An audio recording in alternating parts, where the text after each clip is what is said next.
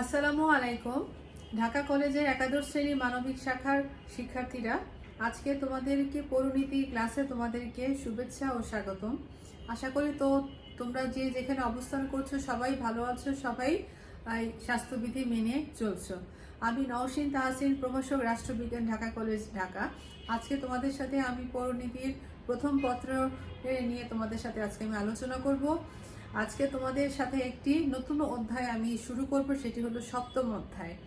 তো সপ্তম অধ্যায়ে আমরা বিভিন্ন ধরনের সরকার পদ্ধতির দোষ গুণ, তাদের সরকারের যে অঙ্গ সংগঠন, এই সমস্ত বিষয় নিয়ে তোমাদের সাথে আমি আমরা আলোচনা করব। যেহেতু সপ্তম অধ্যায় অনেক বড় একটি অধ্যায়, আমরা ধাপে ধাপে এক একটি সরকার পদ্ধতির মাধ্যমে আমরা সপ্তম অধ্যায়ের সামনের দিকে আমরা অগ্রসর হব।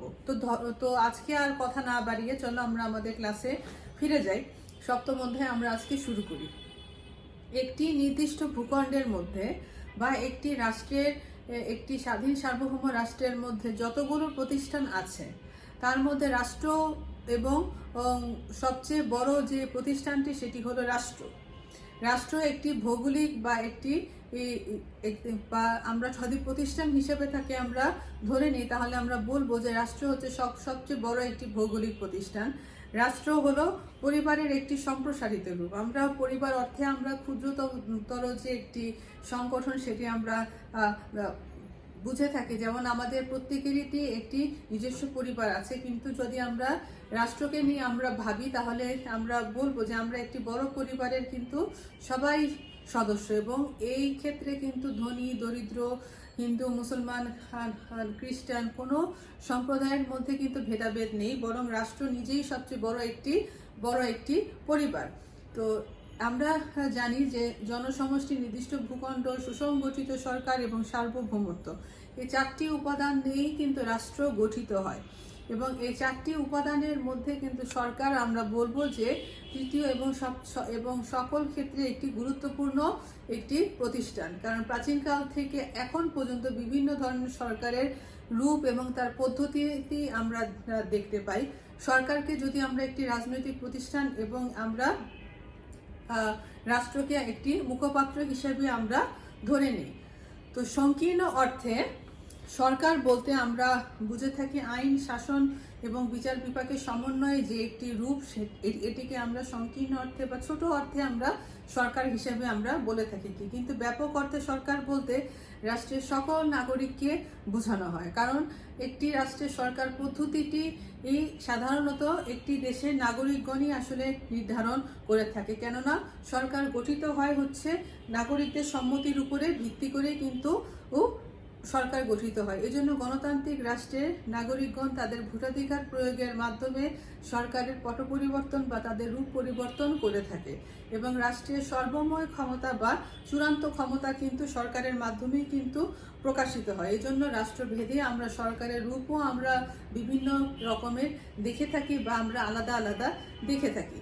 যেমন আমাদের একজন বিখ্যাত রাষ্ট্রবিজ্ঞানী হ্যারল্ড জে লাস্কি বলেছেন, সরকার হচ্ছে রাষ্ট্রের মুখপাত্র। একটি রাষ্ট্রটি কেমন বা রাষ্ট্র কিভাবে পরিচালিত হচ্ছে তা কিন্তু আমরা সরকারের মাধ্যমে কিন্তু আমরা বুঝে থাকি। সরকার বা গভর্নমেন্ট একটি রাজনৈতিক প্রতিষ্ঠান এবং এই রাজনৈতিক প্রতিষ্ঠানের যে রূপ বা পালাবদল আমরা বিভিন্ন সময় আমরা বিভিন্ন রকম আমরা দেখেছি। এবং তার এই রূপ বা পট পরিবর্তনের মধ্যে দিয়েই কিন্তু বিশ্বের বর্তমানের যে গণতান্ত্রিক ধারা বা গণতান্ত্রিক যে অগ্রযাত্রা সেটি আমরা দেখতে পাই। যেমন আমরা দেখি যে এখন যদি আমরা এই সরকারের বা রূপ বা তার যে পরিবর্তন সেটি যদি আমরা রূপটা আমরা দেখে থাকি, তাহলে দেখব তার উৎপত্তি কিন্তু সেই আদিকাল থেকে। যেমন সর্বপ্রথম গ্রিক দার্শনিক ও রাষ্ট্রবিজ্ঞানী অ্যারিস্টটল সাধারণত দুটি নীতির উপরে ভিত্তি করে কিন্তু সরকারের শ্রেণীবিভাগ করেছিল। একটি ছিল সংখ্যানীতি এবং আরেকটি ছিল হচ্ছে উদ্দেশ্য নীতি। এই সংখ্যানীতি এবং উদ্দেশ্য নীতির উপরে ভিত্তি করে, যেমন সংখ্যা নীতিকে তিনি আবার তিন ভাগে ভাগ করেছেন: একজনের শাসন, কয়েকজনের শাসন এবং বহুজনের শাসন। এই তিনটি শ্রেণীতে তিনি সংখ্যা নীতিকে বিভক্ত করেছেন। আবার ঠিক শাসকের যে গঠন প্রকৃতি তার উপরে ভিত্তি করেও কিন্তু তিনি আবার তাকে দুই ভাগে ভাগ করেছেন, যেমন স্বাভাবিক এবং বিকৃত। এখানে স্বাভাবিক বলতে বোঝানো হচ্ছে যে একটি সরকার যদি স্বাভাবিক অবস্থায় তার শাসন ক্ষমতাগুলো পরিচালিত করে তখন তার রূপটা কিরকম। আবার ঠিক এই সরকারই যদি আবার দেশের শাসন ক্ষমতাটাকে খারাপ করতে বা নেতিবাচক অর্থে শাসন করে তখন তার রূপটা হচ্ছে এই ধরনের। তো এই একটি ভিত্তিতে কিন্তু সর্বপ্রথম অ্যারিস্টটল আমাদের সরকারের শ্রেণী বিভাগ আমাদের সামনে তুলে ধরেন। যেমন আমরা যদি দেখি যে উদ্দেশ্য নীতির উপরে ভিত্তি করে তিনি যে স্বাভাবিক এবং বিকৃত দুটি শ্রেণীতে ভাগ করেছেন, তার মধ্যে রাজতন্ত্র এবং স্বৈরতন্ত্র ও যে একটি রূপ আমরা দেখি। যেমন আমরা এখানে দেখি রাজতন্ত্র, অভিজাততন্ত্র এবং পলিটি হচ্ছে স্বাভাবিক অবস্থার বা গণতন্ত্র। রাজতন্ত্র, অভিজাততন্ত্র এবং গণতন্ত্র এটি হচ্ছে গিয়ে সরকারের একটি স্বাভাবিক রূপ। ঠিক একইভাবে এই সরকারই যদি তার রাষ্ট্র ক্ষমতাটাকে নেতিবাচক ভাবে যদি আবার রাষ্ট্রে প্রয়োগ করে তখন তার রূপটা হবে স্বৈরতন্ত্র, ধনিকতন্ত্র এবং জনতাতন্ত্র। এবং তিনি সবচেয়ে যে গণতন্ত্রকে তিনি উত্তম প্রকৃতির একটি শাসন ব্যবস্থা হিসেবে তিনি উল্লেখ করেছেন। এবং ঠিক জনতাতন্ত্র, যেটি নাকি গণতন্ত্রের বিকৃত রূপ, সেটিকে তিনি সবচেয়ে খারাপ অর্থে একটি শাসন ব্যবস্থা হিসেবে তুলে ধরেছেন। তো রাজতন্ত্র হচ্ছে এমন একটি শাসক ব্যবস্থা যেখানে একজন রাজা বা একজন রানী তারা তারা তারা শাসন ক্ষমতায় অধিষ্ঠিত থাকে এবং তারা থাকে নামে মাত্র রাজা রানী, কিন্তু তারা রাষ্ট্রের প্রকৃত ক্ষমতা সাধারণভাবে একটি নির্বাচিত সরকার প্রধান বা রাষ্ট্রপ্রধানের কাছে ন্যস্ত থাকে। এই ধরনের শাসনকে আমরা বলি রাজতন্ত্র।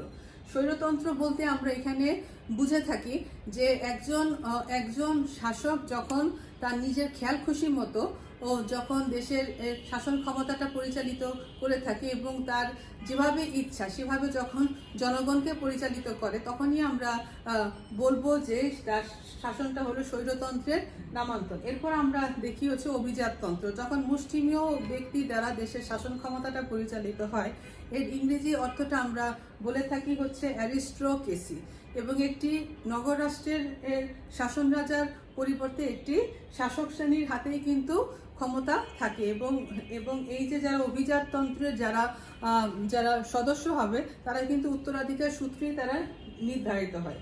এই অভিজাততন্ত্রের শাসনরাই যখন তাদের এই যে শাসন ক্ষমতাটা যখন তারা নেতিবাচক দিকে বা জনগণের ইচ্ছার বিরুদ্ধে যখন পরিচালিত করে থাকে তখন তাদেরকে এই শ্রেণীটাকে আমরা বলি ধনিকতন্ত্র। ঠিক গণতন্ত্র হচ্ছে এমন একটি শাসন যেখানে জনগণের সম্মতির উপরে ভিত্তিতে এবং জনগণের ইচ্ছার উপরে ভিত্তিতে প্রতিষ্ঠিত একটি শাসন ব্যবস্থা, যেখানে জনগণের হাতেই থাকে সর্বময় ক্ষমতাটা এবং জনগণ তাদের নিজস্ব ইচ্ছা অনুযায়ী দেশের শাসন ক্ষমতাটা কিভাবে হবে সেটি নির্ধারণ করে থাকে বা সেটির উপরে ভিত্তি করেই তারা শাসন ক্ষমতাটা রাষ্ট্রের ঠিক করে থাকে। তো এই ধরনের শাসনকে আমরা বলি গণতন্ত্র। ঠিক জনতাতন্ত্র বলতে আমরা বুঝি যে গণতন্ত্রের বিকৃত রূপ, যে শাসক যখন জনগণের ইচ্ছার উপরে ভিত্তি করে রাষ্ট্রীয় ক্ষমতায় অধিষ্ঠিত হবার পর যদি সে তার ক্ষমতার অপব্যবহার করে বা জনগণের কাছে যখন তার দায়বদ্ধতা বা জবাবদিহিতা কিছুই যখন না থাকে, তার নিজস্ব খেয়াল খুশির মতো যখন তার মন্ত্রিসভা এবং দেশের শাসন কার্য পরিচালিত করে, তখনই আমরা বলতে পারি সেই ধরনের গণতন্ত্রের এটি হলো বিকৃত রূপ, এটি হলো জনতাতন্ত্র। তো অ্যারিস্টটল সর্বপ্রথম যেমন গণতন্ত্রকে একটি উত্তম পদ্ধতির সরকার এবং জনতাতন্ত্র যেটি নাকি গণতন্ত্রের বিকৃত রূপ সেটিকে একটি নিকৃষ্ট পদ্ধতির সরকার হিসেবে ধরে নিয়েছেন। কিন্তু পরবর্তীতে Jacques Rousseau, Montesquieu, Marriott, Leacock, MacIver, Ball এবং প্রমুখ রাষ্ট্রবিজ্ঞানী এবং সমাজবিজ্ঞানীগণ তারা সরকারের একটি আধুনিক শ্রেণীবিভাগ করেছেন। এবং সরকারের যে আধুনিক শ্রেণীবিভাগের মধ্যে অধ্যাপক লিকক কর্তৃক প্রদত্ত শ্রেণীবিভাগটি সর্বজন গৃহীত এবং এটি বর্তমানে সবচেয়ে বেশি প্রচলিত। এবং তোমাদের সবার পরীক্ষার জন্য সবচেয়ে বেশি এই আধুনিক সরকারের যে শ্রেণীবিভাগ লিকক প্রদত্ত যে শ্রেণীবিভাগ, এটি সবচেয়ে বেশি গুরুত্বপূর্ণ। তো এটি এখন তোমাদের যেটি বুঝতে হবে, কারণ এটি তোমাদের সবচেয়ে বেশি গুরুত্বপূর্ণ তোমাদের পরীক্ষার জন্য। যেমন আমরা দেখি যে তিনি সার্বভৌম ক্ষমতার অবস্থান এবং ব্যবহারের উপরে ভিত্তি করে সরকারকে সাধারণত দুই ভাগে ভাগ করেছেন, একটি হলো গণতন্ত্র আর একটি হলো স্বৈরতন্ত্র। গণতন্ত্র বলতে আমরা জনগণের শাসন ব্যবস্থাকে বুঝি, ঠিক একইভাবে আমরা স্বৈরতন্ত্র বলতে এমন একটি শাসন ব্যবস্থাকে বুঝি যেখানে একটি দল, একটি নেতা বা একটি গোষ্ঠীর কাছে রাষ্ট্রের সর্বময় ক্ষমতা থাকে এবং তারা তাদের নিজস্ব খেয়াল খুশির মতো দেশের শাসন ক্ষমতাটা পরিচালিত করে, এবং এক্ষেত্রে জনগণের ইচ্ছার কোনো প্রতিফলন ঘটে না, কোনো রাজনৈতিক দল থাকে না, কোনো বিরোধী দল থাকে না, কোনো মন্ত্রিসভা থাকে না। যে মন্ত্রিসভাটি থাকে সেটি হলো প্রহসনমূলক একটি মন্ত্রিসভা, কিন্তু কার্যত তার কোনো কর্মকাণ্ড আমরা বাস্তবিক অর্থে আমরা দেখি না। এখন যখন তোমাদের সাথে এই আধুনিক সরকার শ্রেণীবিভাগ আলোচনা করব, আমরা বিভিন্ন ধরনের সরকার পদ্ধতি আমরা দেখব এখন, কিন্তু তোমাদেরকে এর সাথে বিস্তারিতভাবে সবগুলো সরকার পদ্ধতি নিয়ে আমরা একটি ক্লাসে পরবর্তীতে আস্তে আস্তে আলোচনা করব। এখন তোমাদেরকে এই ছকটি বোঝানোর সুবিধার জন্য তোমাদের একটি সরকার পদ্ধতিকে আমি সংক্ষেপে এজন্য বলছি। তো ঠিক একনায়কতন্ত্রকে আমরা তিনি গণতন্ত্র এবং একনায়কতন্ত্র এই দুই ভাগে ভাগ করেছেন, এবং এর উপরে ভিত্তি করে তিনি আধুনিক সরকারের যে শ্রেণী বিভাগ করেছেন। তো গণতান্ত্রিক রাষ্ট্রে রাষ্ট্রপ্রধানের ক্ষমতা লাভের উপরে ভিত্তি করে তিনি নিয়মতান্ত্রিক রাজতন্ত্র এবং প্রজাতন্ত্র এই দুই ভাগে তিনি ভাগ করেছেন। নিয়মতান্ত্রিক রাজতন্ত্র বলতে নামে মাত্র একজন রাজা বা রানী থাকে, কিন্তু প্রকৃত ক্ষমতা থাকে একটি সরকার প্রধান বা রাষ্ট্রপ্রধানের কাছে, যে নাকি জনগণ কর্তৃক নির্বাচিত, প্রত্যক্ষভাবে বা পরোক্ষভাবে। ঠিক একইভাবে প্রজাতন্ত্র বলতে আমরা বুঝে থাকি তাকে এমন একটি শাসন ব্যবস্থা যেখানে নাকি দেশের রাষ্ট্রপ্রধান মানে রাষ্ট্রপতি জনগণের প্রত্যক্ষ বা পরোক্ষ ভোটে নির্বাচিত। এজন্য আমরা বলতে পারি যে বিশ্বের সব গণতান্ত্রিক রাষ্ট্রই কিন্তু প্রজাতান্ত্রিক রাষ্ট্র। এজন্যই বাংলাদেশকে বলা হয় গণপ্রজাতন্ত্রী বাংলাদেশ। যে সরকার পদ্ধতিতে যাই হোক না কেন, রাষ্ট্রপ্রধান বা একজন প্রেসিডেন্ট হয় জনগণের পুরো সরাসরি ভোটে তারা নির্বাচিত হবে, না হলে পরোক্ষ ভোট। যেমন আমাদের দেশের রাষ্ট্রপতি কিন্তু পরোক্ষ ভোটের মাধ্যমেই কিন্তু নির্বাচিত। সংসদ সদস্যরা তাদের সংসদ গঠন করার পরে সংসদ সদস্যরা তাদের মূল্যবান ভোটের মাধ্যমে দেশের রাষ্ট্রপতি নির্বাচন করে থাকে। ঠিক একইভাবে আমরা যদি দেখি যে মার্কিন যুক্তরাষ্ট্রের যে রাষ্ট্রপতি সেও কিন্তু পরোক্ষ ভোটের মাধ্যমে কিন্তু হয়ে থাকে। মার্কিন যুক্তরাষ্ট্রে একটি নির্বাচক মণ্ডলী বা একটি নির্বাচক সংস্থা থাকে, নির্বাচক সংস্থা জনসাধারণ নির্ধারণ করে তাদের ভোটের মাধ্যমে, কিন্তু এই নির্বাচক সংস্থার সদস্যগণই কিন্তু পরবর্তী মার্কিন যুক্তরাষ্ট্রের প্রেসিডেন্ট তারা নির্বাচন করে। এজন্যই বিশ্বের সকল দেশে গণতান্ত্রিক রাষ্ট্রই আমরা বলি প্রজাতান্ত্রিক রাষ্ট্র। এই নিয়মতান্ত্রিক যে রাষ্ট্র, এই নিয়মতান্ত্রিক রাষ্ট্রপ্রধানের এই যে জনগণ কর্তৃক ক্ষমতা লাভের উপরে কিন্তু ভিত্তি করে আবার এই প্রজাতন্ত্রকে কিন্তু তিনি দুই ভাগে ভাগ করেছেন। একটি হলো সংসদীয় পদ্ধতির, আরেকটি হলো রাষ্ট্রপতি শাসিত সরকার ব্যবস্থা। তো সংসদীয় পদ্ধতি সরকার ব্যবস্থাকে আমরা বুঝি যেখানে আইন এবং শাসন বিভাগের মধ্যে সম্পর্কের ভিত্তিতে বা তাদের মধ্যে দায়িত্ব ভাগাভাগির ভিত্তিতে যে শাসন ক্ষমতাটা পরিচালিত হয় তাকে আমরা বলে থাকি সংসদীয় পদ্ধতির শাসন ব্যবস্থা। আর রাষ্ট্রপতি শাসিত শাসন ব্যবস্থা বলতে আমরা বুঝে থাকি যে দেশ সাধারণত রাষ্ট্রপতির আদেশের উপরে ভিত্তি করে বা দেশে কোনো সরকার প্রধান এবং রাষ্ট্রপ্রধান উভয়ই হচ্ছেন রাষ্ট্রপতি, এবং রাষ্ট্রপতি নির্বাচিত হবার পরে তার মন্ত্রিসভার মাধ্যমে যে শাসন ক্ষমতাটি পরিচালিত হয় তাকে আমরা বলে থাকি রাষ্ট্রপতি শাসিত সরকার। সংসদীয় পদ্ধতি সরকার ব্যবস্থায় সরকার প্রধান থাকে হচ্ছে প্রধানমন্ত্রী, কিন্তু রাষ্ট্রপ্রধান থাকে রাষ্ট্রপতি। কিন্তু রাষ্ট্রপতি শাসিত সরকার ব্যবস্থা সরকার প্রধান এবং রাষ্ট্রপ্রধান উভয়ই থাকে হচ্ছে রাষ্ট্রপতি। ঠিক একইভাবে নিয়মতান্ত্রিক রাজতন্ত্র, আমি বলেছিলাম যে নিয়মতান্ত্রিক রাজতন্ত্র বলতে একজন রাজা বা রানী যিনি নামে মাত্র শাসন কার্যের সাথে যুক্ত থাকে, কিন্তু প্রকৃত ক্ষমতা থাকে একটি সংসদীয় সরকার প্রধান বা রাষ্ট্রপ্রধানের কাছে। তো এই নিয়মতান্ত্রিক রাষ্ট্রতন্ত্রকে আমরা দুই ভাগে ভাগ করতে পারি। যেমন একটি হলো গিয়ে সংসদীয় পদ্ধতির এবং হচ্ছে একক কেন্দ্রিক। সংসদীয় পদ্ধতি সরকার ব্যবস্থাতে বললামই, আবার এখন এক কেন্দ্রিক আর যুক্তরাষ্ট্রীয় সরকার ব্যবস্থা যে আমরা দুই ভাগে আমরা ভাগ দেখি সেটি বলবো। যে সাধারণভাবে যখন দেশের শাসন ক্ষমতা একটি মাত্র কেন্দ্রের মাধ্যমে যখন পরিচালিত হয়, যেমন আমাদের বাংলাদেশের শাসন ব্যবস্থা, আমাদের বাংলাদেশে কিন্তু আমাদের কোনো প্রদেশ নেই, আমাদের একটাই মাত্র কেন্দ্র এবং আমাদের মাননীয় প্রধানমন্ত্রী তার মন্ত্রিসভার মাধ্যমে এবং তার সংসদ সদস্যদের মাধ্যমে তিনি একাই কিন্তু পুরো দেশটিকে কিন্তু সমানভাবে কিন্তু শাসন করেন। আবার যুক্তরাষ্ট্রীয় সরকার বলতে আমরা এমন একটি সরকার ব্যবস্থাকে বুঝি যেটি নাকি মার্কিন যুক্তরাষ্ট্রে আছে, ব্রিটেনে আছে। যখন দেশের আয়তন এবং জনসংখ্যা উভয়ই যখন অনেক বেশি হয়, তখন একজন সরকার প্রধান বা রাষ্ট্রপ্রধানের কাছে পুরোটা দেশ তার নিজের একার পক্ষে শাসন করা কিন্তু কখনো সম্ভবপর হয়ে ওঠে না। বরং তার শাসন ক্ষমতাটাকে যদি বিভিন্ন প্রদেশে ভাগ করে দেওয়া হয়, তখন তার শাসন কার্য পরিচালনাটা করা অনেকটা কিন্তু সহজতর হয় এবং তার নিজের শাসন কার্য পরিচালনা করার সুবিধার জন্য কেন্দ্র এবং প্রদেশের মধ্যে ক্ষমতা ভাগাভাগি করা হয়। শুধুমাত্র গুরুত্বপূর্ণ যে সকল যে মন্ত্রণালয়গুলো, যেমন অর্থ, স্বরাষ্ট্র, পররাষ্ট্র, এই সকল বিষয়গুলো কেন্দ্রীয় সরকারের হাতে থাকে, কিন্তু এছাড়া শাসন কার্য পরিচালনা করার যে সমুদায় ক্ষমতা সেটি প্রাদেশিক সরকারের হাতে থাকে এবং কেন্দ্র এবং প্রদেশের মধ্যে ক্ষমতা সমন্বয়ের মাধ্যমে কিন্তু শাসন ক্ষমতাটা পরিচালিত হয়।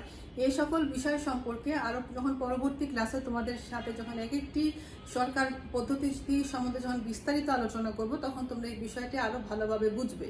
তো এখন যেহেতু তোমাদের জন্য আধুনিক সরকারের যে শ্রেণীবিভাগটি এটি অনেক বেশি গুরুত্বপূর্ণ এবং এই শ্রেণীবিভাগের মধ্যে আমরা যেটি দেখি সেটি হচ্ছে গণতন্ত্রই হচ্ছে সবচেয়ে আধুনিক এবং উপযোগী একটি জনপ্রিয় একটি শাসন ব্যবস্থা, যেখানে জনগণের হাতে থাকে সবচেয়ে বেশি ক্ষমতা এবং রাষ্ট্রীয় ক্ষমতায় কিন্তু জনগণই সবচেয়ে বেশি অধিষ্ঠিত থাকে। তো এখন এর সাথে সাথে আমরা আজকে আরেকটি সরকার পদ্ধতি নিয়ে আলোচনা করব, সেটি হচ্ছে গিয়ে পার্লামেন্টারি ফর্ম অফ গভর্নমেন্ট বা সংসদীয় পদ্ধতির সরকার ব্যবস্থা। তো আমি এই শ্রেণীবিভাগ করানোর সময় তোমাদেরকে বলেছিলাম যে সংসদীয় পদ্ধতির আইন শাসন ব্যবস্থা হচ্ছে সবচেয়ে উপযোগী একটি শাসন ব্যবস্থা, যে আইন বিভাগ ও শাসন বিভাগের মধ্যে ক্ষমতা সম্পর্কের ভিত্তিতে গণতান্ত্রিক সরকারকে আমরা সাধারণত দুই ভাগে ভাগ করি। একটি হলো সংসদীয় পদ্ধতির সরকার, আরেকটি হলো রাষ্ট্রপতি শাসিত সরকার ব্যবস্থা। তো সংসদীয় পদ্ধতির সরকার ব্যবস্থা বর্তমানে প্রচলিত আছে great Britain, Canada, Bangladesh, Australia, New Zealand, Bharat, এই সমস্ত দেশে আমরা সংসদীয় পদ্ধতির সরকার দেখতে পারি। ঠিক একইভাবে আমরা রাষ্ট্রপতি শাসিত সরকার দেখতে পারি, যেমন মার্কিন যুক্তরাষ্ট্র, এছাড়া সিংহল, ইন্দোনেশিয়া, ব্রাজিল প্রভৃতি দেশে আমরা রাষ্ট্রপতি শাসিত সরকার দেখতে পারি। তো সংসদীয় পদ্ধতির সরকার নিয়ে এখন তোমাদের সাথে আলোচনা করব। যে শাসন ব্যবস্থায় শাসন বিভাগ তাদের কাজের জন্য আইনসভার নিকট তারা দায়ী থাকে বা তারা দায়বদ্ধ থাকে, তাকে আমরা বলতে পারি হচ্ছে গিয়ে মন্ত্রিপরিষদ বা সংসদীয় পদ্ধতির শাসন ব্যবস্থা, যেখানে শাসন বিভাগ তাদের নিজস্ব তাদের কাজের সমন্বয় করে আইন বিভাগের সাথে এবং সংসদীয় বা মন্ত্রিপরিষদ শাসিত সরকার ব্যবস্থায় একজন রাষ্ট্রপ্রধান থাকেন। সরকার পরিচালনার প্রকৃত ক্ষমতায় থাকে সর্বময় ক্ষমতা থাকে, সবচেয়ে বেশি ক্ষমতা থাকে হচ্ছে গিয়ে রাষ্ট্র ও প্রধান যিনি থাকে, কিন্তু দেশ পরিচালনা করে হচ্ছে গিয়ে সরকার প্রধান বা একজন প্রধানমন্ত্রী বা একজন রাষ্ট্রপ্রধান যিনি থাকেন তিনি হচ্ছেন গিয়ে রাষ্ট্রপতি, কিন্তু দেশের সমস্ত নীতি নির্ধারণ বা দেশ পরিচালনা করে থাকে হচ্ছে গিয়ে সরকার প্রধান এবং প্রধানমন্ত্রী হচ্ছে মন্ত্রিপরিষদের নেতা, সংগঠক এবং সরকার প্রধান। অপরদিকে আমরা দেখতে পারি যে রাষ্ট্রপতি হচ্ছে গিয়ে রাষ্ট্রপ্রধান এবং এভাবে সংসদীয় সরকার ব্যবস্থায় আমরা যদি আইনসভা এবং শাসন বিভাগের মধ্যে আমরা সমন্বয় করতে আমরা দেখি, তাহলে আমরা দেখব যে আইনসভার সদস্য হচ্ছে গিয়ে সরকার আর প্রধান এবং যারা একটি বিরোধী দল থাকে, ঠিক একইভাবে শাসন বিভাগের সদস্য থাকে হচ্ছে প্রধানমন্ত্রী এবং তার জন্য নিয়োজিত যে মন্ত্রিসভা, এবং ঠিক একইভাবে শাসন বিভাগ তার সমুদায় কাজের জন্য আইন বিভাগের কাছে দায়ী থাকেন, এবং এভাবে হচ্ছে আইনসভার সাথে শাসন বিভাগের একটি সম্পর্ক তৈরি হয়। মন্ত্রিসভা এবং তার মন্ত্রিসভার সদস্যগণ যতক্ষণ পর্যন্ত আইনসভার আস্থাভাজন থাকবেন ততক্ষণ পর্যন্ত কিন্তু শাসন ক্ষমতায় তারা অধিষ্ঠিত থাকবে। আইনসভার আস্থা হারালে তাদেরকে মন্ত্রিসভাকে পদত্যাগ করতে হবে, এবং যারা মন্ত্রিসভার সদস্যগণ তারা কিন্তু আসলে আইনসভারও তারা সদস্য, এবং মন্ত্রীগণ ব্যক্তিগত এবং যৌথগতভাবে সংসদের নিকট তারা জবাবদিহি থাকেন। সংসদ এবং মন্ত্রিসভার যারা জনগণের মন্ত্রিসভার তারা সবসময় আইনসভার নিকট তারা দায়ী থাকেন, এবং এই সরকারকে বলা হয়, সংসদীয় পদ্ধতির সরকার ব্যবস্থাকে বলা হয় সবচেয়ে বেশি দায়িত্বশীল পদ্ধতির সরকার ব্যবস্থা, এবং দায়িত্বশীল পদ্ধতির সরকার ব্যবস্থার জন্যই জনগণের নিকট তারা আস্থাভাজন থাকেন। এবং বাংলাদেশ, জাপান, জার্মানি, অস্ট্রেলিয়া প্রভৃতি দেশে আমরা সংসদীয় পদ্ধতির সরকারের যে প্রচলন সেটি আমরা দেখতে পাই। এখন সংসদীয় পদ্ধতির সরকার ব্যবস্থার আমরা কিছু বৈশিষ্ট্য দেখি, যেমন এখানে কিন্তু সংসদের প্রাধান্য থাকে, যেহেতু মন্ত্রিসভার সদস্যগণ সংসদের সম্মতি বা সংসদের কাছে তাদেরকে আস্থাভাজন থাকতে হয়, এজন্য সকল আলোচনা সমালোচনার কেন্দ্রস্থল কিন্তু থাকে সংসদের মাধ্যমে আইন তৈরি হয়, এবং সেই আইনগুলোকেই কিন্তু মন্ত্রিসভার সদস্যগণ শাসন বিভাগে কিন্তু তারা বাস্তবায়ন করে থাকে। এক্ষেত্রে আমরা দেখি যে ক্ষমতার যে একটি একত্রীকরণ থাকে, কারণ যারা শাসন ও আইন বিভাগের সদস্যদের মধ্যে একটি একত্রীকরণ থাকে। আইন পরিষদের একটি বিশেষ অংশ কিন্তু তারা শাসন বিভাগের কিন্তু সদস্য হয়ে থাকেন, এজন্য তারা আইনসভায় যে আইনগুলো তারা তৈরি করে থাকেন সেই আইনগুলো পরবর্তীতে তারা শাসন বিভাগে বসে তারা বাস্তবায়ন করে থাকে। এজন্য তাদের মধ্যে যে ক্ষমতার যে একত্রীকরণ সেটি আমরা দেখতে পারি। মন্ত্রিপরিষদ শাসিত সরকার ব্যবস্থায় একজন নিয়মতান্ত্রিক একজন রাষ্ট্রপ্রধান থাকে, মানে একজন রাষ্ট্রপতি। যদিও দেশের প্রধানমন্ত্রীর নেতৃত্বাধীন একটি মন্ত্রিসভা থাকে, কিন্তু রাষ্ট্রপ্রধান প্রধানমন্ত্রীর নেতৃত্বাধীন মন্ত্রিসভার পরামর্শ ছাড়া সাধারণত কোনো কিছু কখনো করে না। এজন্য প্রধানমন্ত্রীর আজ্ঞাবহ বা আমরা বলতে পারি যে প্রধানমন্ত্রীর নীতির অনুসারী একজন রাষ্ট্রপ্রধান আমরা সংসদীয় পদ্ধতি সরকার ব্যবস্থায় আমরা দেখে থাকি। এছাড়া এই সরকার পদ্ধতি অনেক বেশি দায়িত্বশীল এবং জবাবদিহি, জনগণের আস্থার উপরে ভিত্তি করে যেহেতু এই সরকার ব্যবস্থাটি গঠিত হয়েছে, এজন্য এই সরকারকে আমরা একটি দায়িত্বশীল এবং একটি আস্থাভাজন একটি সরকার আমরা বলতে পারি। এটি একটি দলীয় পদ্ধতির সরকার, যেহেতু গণতান্ত্রিক শাসন ব্যবস্থায় আমরা অনেকগুলো রাজনৈতিক দল আমরা দেখি, এবং সবগুলো রাজনৈতিক দলের মধ্যে নির্বাচনের মাধ্যমেই কিন্তু সংসদীয় সরকার ব্যবস্থা কিন্তু প্রতিষ্ঠা লাভ করে। এজন্য এটি একটি দলীয় সরকার। সাধারণত এই সরকার পদ্ধতি কিছুটা ক্ষেত্রে নমনীয়। দেশের এবং দেশের চাহিদা অনুযায়ী সংসদীয় সরকারকে কিন্তু নমনীয় হতে হয়, এবং তাদের যে রাষ্ট্র পরিচালনার যে নীতি সেটি অনেক ক্ষেত্রে কিন্তু শিথিল এবং কিছু ক্ষেত্রে তাদেরকে কঠোরও হওয়া লাগে রাষ্ট্রের প্রয়োজনের উপরে ভিত্তি করে। এজন্য এই সরকার পদ্ধতিটাকে আমরা নমনীয় পদ্ধতি বলতে পারি। এটি একটি প্রতিনিধিত্বশীল শাসন ব্যবস্থা। একজন প্রধানমন্ত্রী তার মন্ত্রিসভার সদস্যদের নিয়ে দেশকে প্রতিনিধিত্ব করে থাকে, এবং দেশের যে সমস্ত যে কর্মকাণ্ডগুলো আছে সেগুলো কিন্তু দিক নির্দেশনা দিয়ে থাকে, এবং জনগণের প্রতিনিধিত্ব করে থাকে, জনগণের চাওয়া পাওয়া, জনগণের ইচ্ছার প্রতিনিধিত্ব করে থাকে। এজন্য এটি একটি প্রতিনিধিত্বশীল শাসন ব্যবস্থা। তো সংসদীয় পদ্ধতি এই বৈশিষ্ট্য থাকার পরও আমরা বলতে পারি যে এর কিছু গুণ এবং এর কিছু ত্রুটি আমরা লক্ষ্য করতে পারি। যদিও আমরা যদি উভয় আলোচনা করার পর আমরা দেখব যে আসলে কিন্তু দোষের থেকে আমাদের গুণের পরিমাণই কিন্তু বেশি। যেমন তাদের গুণ নিয়ে যদি আমরা আলোচনা করি তাহলে দেখব যে তাদের যে সকল প্রধানতম যে সকল গুণাবলী আছে, যেমন শাসন বিভাগ ও আইন বিভাগের মধ্যে তাদের মধ্যে ঘনিষ্ঠ সম্পর্ক। যেমন আমি বলেছিলাম যে শাসন বিভাগের এবং আইন বিভাগের সদস্যরা একই, এবং এজন্য তাদের যে কোনো নীতি বাস্তবায়ন করতে অনেক সহজতর হয়। এই ক্ষেত্রে কিন্তু মতপার্থক্য অনেক ক্ষেত্রে কম দেখা যায়। তারা দায়িত্বশীলতা এবং জবাবদিহিতার ভিত্তিতে গঠিত একটি সরকার ব্যবস্থা। অনেক ক্ষেত্রে তাদেরকে দেশের প্রয়োজনে তাদেরকে নমনীয় হতে হয়, জনগণের কাছে তাদের একটি দায়বদ্ধতা থাকে, এবং একটি মর্যাদা সম্পন্ন আমরা বিরোধী দলের অস্তিত্ব দেখতে পারি। যেহেতু একটি সংসদে সরকারি দল থাকে, বিরোধী দল থাকে, এবং যে বিরোধী দল থাকে সেও কিন্তু নির্বাচিত একটি সরকার। তো এজন্য এই সরকারের যে একটি মর্যাদা বা তার যে গুণাগুণ সেটিও কিন্তু কোনো অংশে কিন্তু কম নয়। এজন্য একটি মর্যাদা সম্পন্ন বিরোধী দল দেখা হয়। গণতান্ত্রিক সংসদীয় পদ্ধতি শাসন ব্যবস্থা একটি সুষ্ঠু শাসন পরিচালিত করা হয়, যেখানে যে কোনো আইনের শাসন প্রতিষ্ঠা করা হয়। রাষ্ট্রের সকল জনসাধারণ রাষ্ট্র থেকে একই আইন বা একই সুযোগ সুবিধা পাওয়ার দ্বারা যোগ্যতা রাখে। এই শাসন ব্যবস্থায় দ্রুত যে কোনো আইন, জনগণের কল্যাণকর যে কোনো আইন খুব সহজে কিন্তু তারা বাস্তবায়ন করতে পারে, এবং এছাড়া যে নাগরিক সচেতনতা বিকাশে এটি সহায়তা করে। যেহেতু জনগণের সম্মতির উপরে ভিত্তিতে প্রতিষ্ঠিত একটি সরকার ব্যবস্থা, এজন্য এই সরকার ব্যবস্থা নাগরিক অধিকার, নাগরিক মৌলিক অধিকার এই সকল দিকে কিন্তু তারা গুরুত্ব দিয়ে থাকে। তো এই সকল বৈশিষ্ট্যের যে একটি সম্মিলন, সেটি আমরা সংসদীয় পদ্ধতির সরকার ব্যবস্থায় আমরা দেখে থাকি। এছাড়া আমরা দেখব যে সংসদীয় পদ্ধতির সরকারের কিছু ত্রুটি বা কিছু দোষ আমাদের আছে। যেমন এই সরকারকে আমরা অনেক সময় বলি যে স্থিতিশীলতার অভাব অনেক সময় তাদের দেখা যায়। যে সংসদীয় পদ্ধতির সরকার ব্যবস্থায় যে কোনো সময় যদি অনাস্থা স্থাপন করে মন্ত্রিসভায়, তাহলে কিন্তু তাকে সরকারের যে স্থিতিশীলতা বা সরকারের যে মেয়াদ তাকে কিন্তু শেষ করতে হবে। এছাড়া এই সরকার ব্যবস্থা কোনো জরুরি অবস্থা মোকাবেলা করার জন্য অনেক ক্ষেত্রে অনুপযোগী, কারণ একজন প্রধানমন্ত্রী তার মন্ত্রিসভার সদস্যদের পরামর্শক্রমে যে কোনো জরুরি অবস্থাগুলো রাষ্ট্রে তারা পরামর্শ পেয়ে থাকে। তো দেশে যদি কোনো জরুরি অবস্থা হঠাৎ করে কোনো কারণে জারি হয়, তাহলে প্রধানমন্ত্রী একা কোনো সিদ্ধান্ত গ্রহণ করতে পারবে না।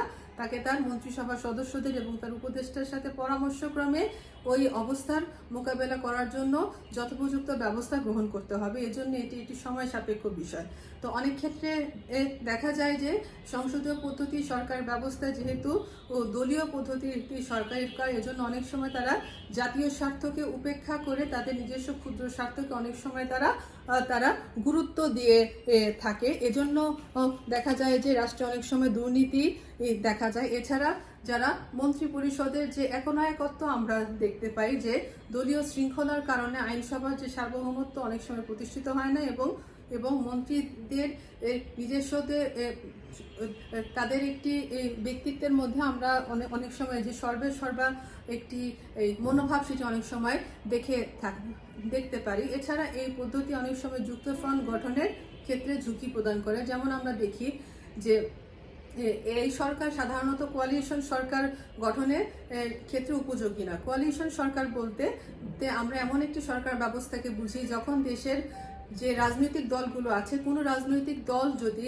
একক সংখ্যাগরিষ্ঠতা নির্বাচনে পেতে ব্যর্থ হয়, তখন যে সমমনা যে এই দলগুলো আছে তারা সম্মিলিতভাবে একটি সরকার গঠন করে, এবং এই সরকার কিন্তু বেশি দিন কখনো স্থিতিশীল হয় না এই মন্ত্রিপরিষদ শাসিত সরকার ব্যবস্থাতে। এছাড়া আমরা দেখি যে ক্ষমতার স্বতন্ত্রীকরণ বা ক্ষমতার যে বিভাজন, এই নীতির একটি অনুপস্থিতিতে আমরা এই সংসদীয় পদ্ধতি সরকার ব্যবস্থায় দেখি। এছাড়া যে সকল দেশ সাধারণত ভাবে অনুন্নত বা সদ্য স্বাধীনতা প্রাপ্ত, ওই সকল দেশের জন্য এই সংসদীয় পদ্ধতি সরকার ব্যবস্থার সাথে সাথে কিন্তু অনুপযোগী। যেহেতু এই ক্ষেত্রে কোনো দেশকে উন্নত করার জন্য যে সকল সিদ্ধান্ত গ্রহণ করতে হয়, সেই সিদ্ধান্তগুলো অনেকটা সময় সাপেক্ষ বিষয়, এবং এজন্য এই দেশের উন্নতির জন্য এই বিষয়গুলো কিন্তু খুব দ্রুততার সাথে সেই কাজটি সমাপ্ত করতে হয়। এজন্য এটি এই অনুন্নত এবং সত্য স্বাধীনতাপ্রাপ্ত দেশের জন্য এটি অনুপযোগী। তো আমরা দোষ আর গুণের দিকে বিবেচনা করে আমরা দেখব যে সংসদীয় পদ্ধতি সরকার ব্যবস্থা যতই ত্রুটি থাকুক না কেন, কিন্তু তুলনামূলকভাবে এটি কিন্তু অন্যান্য সরকার পদ্ধতির থেকে কিন্তু উত্তম। এজন্য আমরা বলতে পারি যে গণতান্ত্রিক ভাবধারায় বিশ্বাসী যে সকল সরকার পদ্ধতিগুলো আছে, সেটি কিন্তু বিশ্বের সবচেয়ে বেশি সর্বজন গৃহীত সরকার পদ্ধতি হিসেবে রূপ লাভ করেছে। তা আজকে তোমাদের সাথে এই পর্যন্তই। আগামী ক্লাসে অন্য একটি সরকার পদ্ধতি নিয়ে আলোচনা করব। ধন্যবাদ।